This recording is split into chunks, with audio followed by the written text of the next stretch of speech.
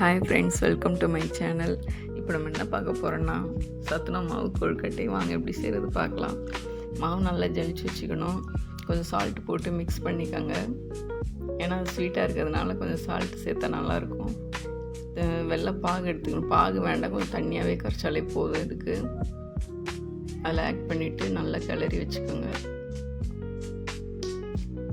நல்லா மிக்ஸ் பண்ணிவிட்டு தேங்காய் துருவி வச்சுருக்கிறேன், அது போட்டு மிக்ஸ் பண்ணிடணும்.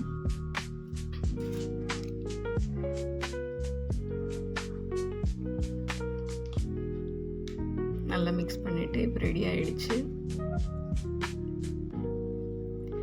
அதை அப்படியே உருண்டை பிடிச்சி வச்சிடணும். ஃபஸ்ட்டு இந்த வீடியோ பார்க்குறீங்க, கொஞ்சம் ஆதரவு கொடுங்க, சப்ஸ்கிரைப் பண்ணுங்கள்.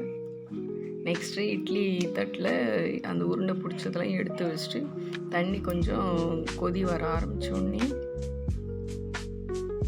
இட்லி குண்டானில் வச்சுட்டு மூடி வச்சுடுங்க.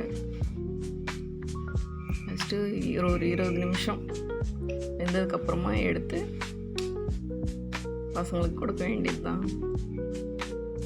இப்போ